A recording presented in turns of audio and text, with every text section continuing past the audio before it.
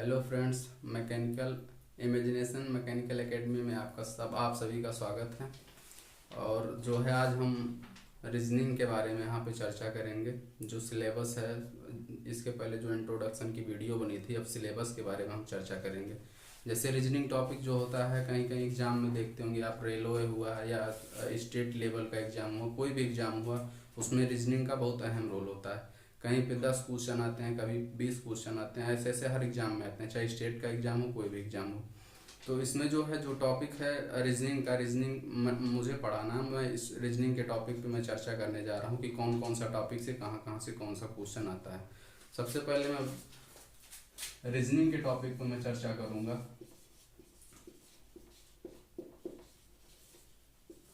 Reasoning ये जो है इसमें दो पार्ट्स में डिवाइड होता है। एक होता है वर्बल रीजनिंग, एक होता है नॉन वर्बल रीजनिंग।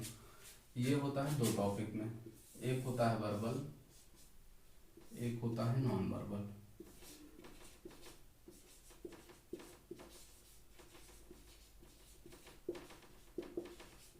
ये वर्बल हो गया, एक होता है नॉन वर्बल।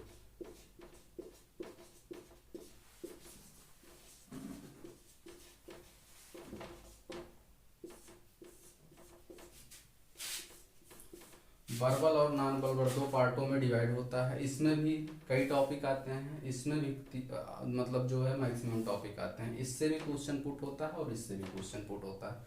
तो सबसे पहले हम जो है वर्बल रीजनिंग के बारे में आप लोगों को बताएंगे, उसके बाद फिर नॉन वर्बल रीजनिंग के बारे में बताएंगे। आइए हम वर्बल रीजनिंग के बारे में देखते हैं कौन कौन सा टॉपिक इसके अंदर आता है, और नॉन वर्बल रीजनिंग के बारे में कौन कौन सा टॉपिक आता है। सबसे पहले वर्बल रीजनिंग देखते हैं, इसके अंदर कौन कौन सा टॉपिक आता है।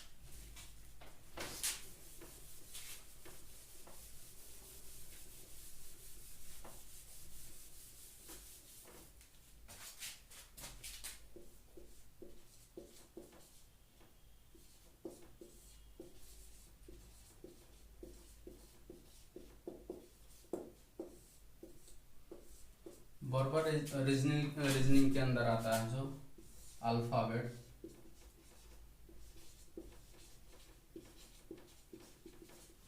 इसको हिंदी में बोलते हैं वर्णमाला। फिर दूसरा टॉपिक है एनोलॉजी, इसको हिंदी में बोलते हैं सादृश्यता।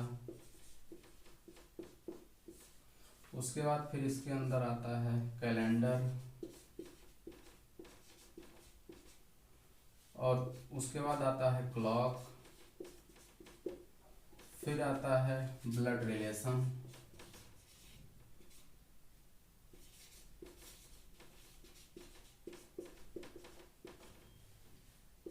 इसको तो पता ही आपको, हिंदी में इसको घड़ी बोलते हैं, इसको बोलते हैं रक्त संबंध।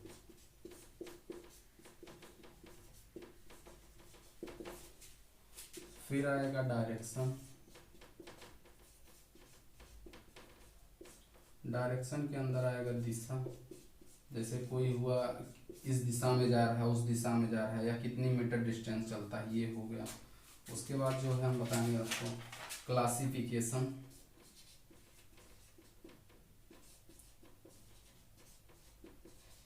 इसको बोलते हैं वर्गीकरण।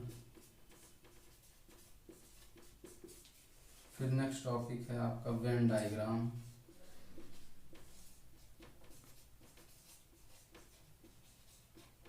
फिर अगला टॉपिक है जो है सिलॉजिम।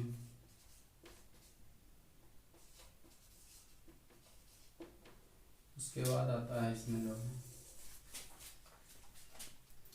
सीरीज। फिर आएगा आपका जो है कोडिंग डिकोडिंग।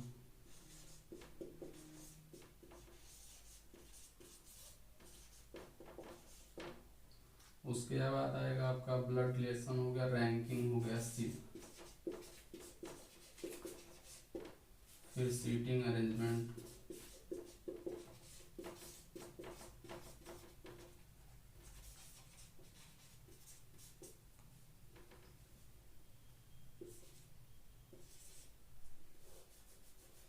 उसके बाद आएगा डाटा सफिशिएंसी।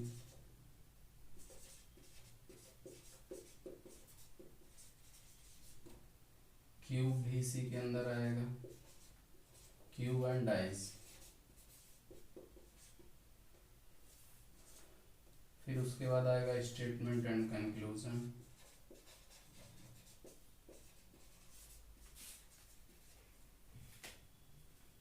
बस इसके बाद और कई सारे टॉपिक हैं।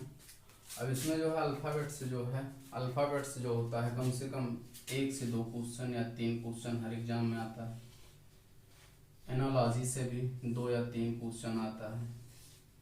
कैलेंडर से भी 1 क्वेश्चन या 2 क्वेश्चन आता है।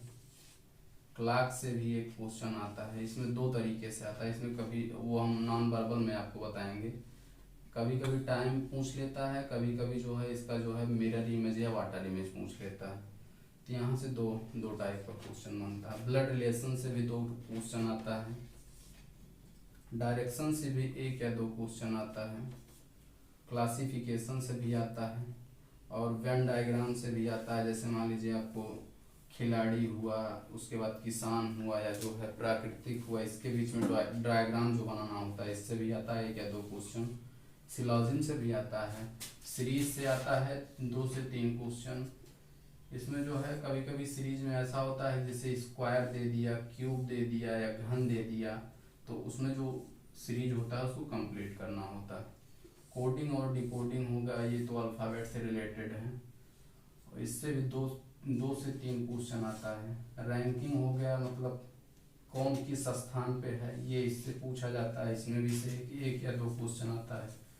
सीटिंग अरेंजमेंट में होता है, जैसे मान लीजिए कोई गोल मेज पे बैठा है, कौन किसके सामने बैठा है, कौन कहाँ बैठा है, या कौन किसके सामने बैठा है, इससे भी 2 क्वेश्चन आता है। डाटा सफिशिएंसी से भी आता है। क्यूब एंड डाइस से भी आता है। क्यूब से मान लीजिए या डाइस से पूछ लिया कि जो है इसके विपरीत कौन सा वर्ड होगा, या कौन सा शब्द होगा, या कौन सा मार्क्स होगा। और जो है स्टेटमेंट एंड कंक्लूजन, कथन निष्कर्ष, इससे तो आप परिचित ही होंगे, हर एग्जाम में मैक्सिमम में पूछा जाता है। 2 से 3 क्वेश्चन मैक्सिमम होता है इसमें। ये इतना हो गया वर्बल रीजनिंग के बारे में। इसके अंदर भी अभी 3-4 टॉपिक छूट रहे हैं, वहाँ से क्वेश्चन बहुत कम आता है। अब जो हम नॉन वर्बल रीजनिंग के बारे में आपसे चर्चा करते हैं। इसको नोट करना हो नोट कर लीजिए, और नए स्क्रीनशॉट आप ले लीजिए, स्क्रीनशॉट लेके रख सकते हैं। अब जो है नॉन वर्बल रीजनिंग के बारे में बताएंगे।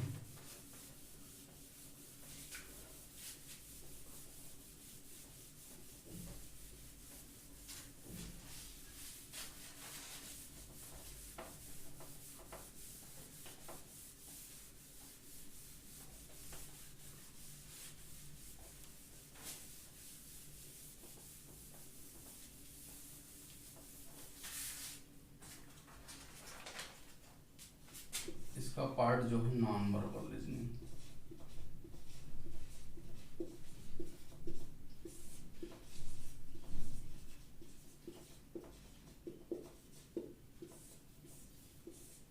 इसमें भी कई टॉपिक आते हैं, जैसे हो गया आपका मिरर इमेज,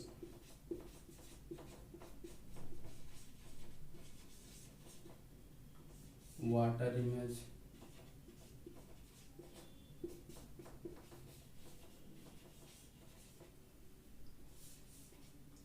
पेपर कटिंग,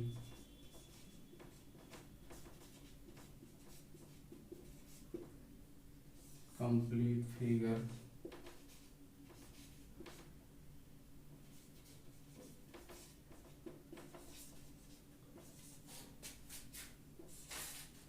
उसके बाद जो है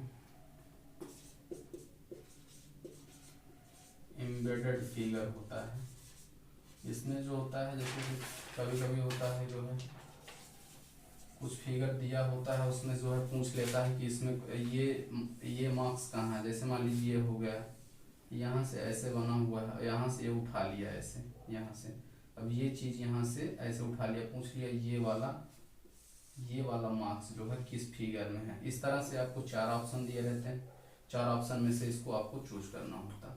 सबसे पहले हो गया mirror image, water image and paper cutting और कंप्लीट फिगर। इससे भी लगभग मिरर इमेज से भी एक या 2 क्वेश्चन आते हैं। वाटर इमेज से भी 1 क्वेश्चन आता है, जो हम आपसे पिछली वर्बल रीजनिंग में बता रहे थे कि जैसे घड़ी का हो गया, वाटर इमेज पूछ लिया, किसी फिगर का हो गया, उसका वाटर इमेज पूछ लिया। पेपर कटिंग हो गया, जैसे कोई पेपर दे दिया उसको 3 बार 4 बार मोड़ के जो है काट देता है, उसके बाद पूछता है कि इसको पूरा ओपन करने के बाद कौन सा फिगर में मतलब आएगा काटने के बाद।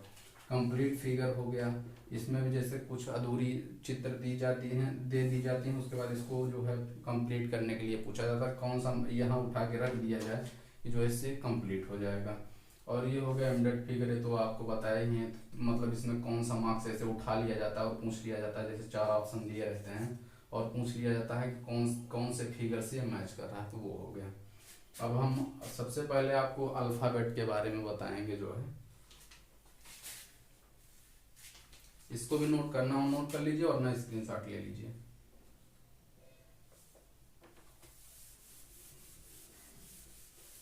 और इसके भी अंदर कई सारे टॉपिक आते हैं, नॉन वर्बल रीजनिंग के भी अंदर, जहाँ से क्वेश्चन आता है बहुत कम आता है। अब हम आपसे अल्फ़ाबेट के बारे में चर्चा करेंगे।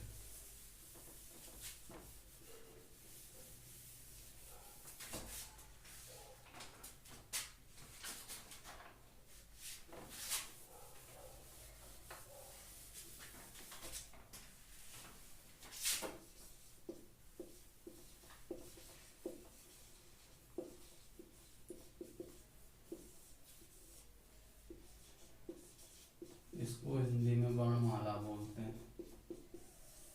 अब इसमें जो है इससे 2 या 3 क्वेश्चन आते हैं।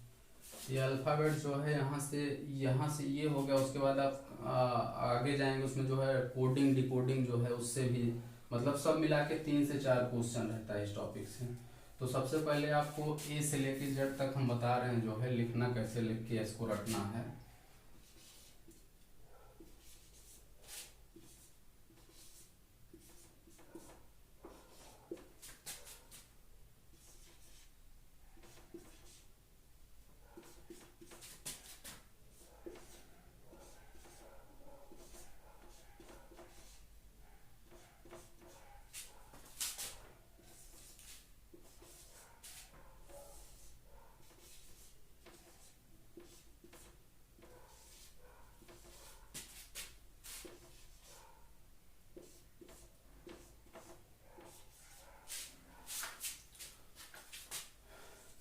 ए से लेके डी तक, तो लोग डी या ई तक सबको याद रहता है, 1 2 3 4 5। अब देखिए यहाँ से जो होता है एफ जो होता है 6 होता है, इसको कैसे याद रखेंगे, ये जो नीचे वाला इसकी ये है, इसको ऐसे मिला देंगे तो ये हो जाएगा 6। एफ जो है यहाँ 6 हो गया, ठीक। अब इसको जी जो है ये इसमें इसको ऐसे बढ़ा देंगे, ये हो जाएगा 7, तो यहाँ जी हो गया 7। एच जो होता है इसका नंबर होता है 8, इसको ऐसे मिला देंगे, उसके बाद इसको ऐसे मिला देंगे तो ये हो जाएगा एच। आई जो होता है, आई आप देखे होंगे जब इसको स्मॉल लेटर में लिखा जाता है तो ऐसे करके लिखा जाता है, तो ये समझ लीजिए 9 के जैसा ही बन रहा है, ये 9 पे आ गया। ये जे हो गया 10। उसके बाद के जो है, के एक इसकी ये लकीर है और दूसरी वाली जो है ये जो ऐसे है, इसको ऐसे कर लीजिए और इसको भी सीधा कर दीजिए तो हो गया 11। उसके बाद यम जो होता है ये हो गया 12। यम देखेंगे जब इसको आप ऐसे रोटेट कर देंगे तो यम जो है कुछ इस तरीके से बन जाएगा, ये हो गया यम, और उसके आगे 1 लगा दीजिए, हो गया 13। उसके बाद यन जो है, यन हो गया आपका 14। ओ पी जो होता है, ओ मान लीजिए हो गया 15 और पी जो हो गया 16। क्यू 17, आर 18, यस 19, टी मतलब 20 मान लीजिए हो गया 20। यू हो गया 21, वी हो गया 22। डब्लू भी उसी यम की तरह होगा, यम जैसे आप ऐसे किए थे वैसे इसको भी कर लीजिए, 3 यहाँ आ जाएगा, आगे 2 लगा दीजिए, ये हो गया 23। ये हो गया आपका x 24, ये हो गया 25, ये हो गया 26। टोटल 26 जो है ए से लेके जेड तक जो है टोटल 26 लेटर हैं, और 26 का हमने आपको बता दिया कि कैसे किसको याद रखना है। ओपी मान लीजिए ओपी हो गया 15 16 ऐसे याद रखना है। क्यू आर हो गया 17 18 ऐसे याद रखना है। यस यस मान लीजिए 19 हो गया, इसको 80 20 20 यहाँ से आ गया आपको। मतलब बीच का कोई भी टर्म अगर आपको याद रहता है तो आप उसके पहले भी निकाल सकते हैं, बाद में निकाल सकते हैं। ऐसा नहीं है कि सभी याद करना जरूरी है। भी हो गया। डब्लू आप जानते ही हैं, जब मैंने आपको बताया कि इसको ऐसे करके जो है, जो ऐसे है इसको ऐसे कर दीजिए, आगे 2 लगा दीजिए, ये 23 हो गया। एक्स 24 पता है, ये वाई जो है 25 हो गया, उसके बाद जेड 26 हो गया।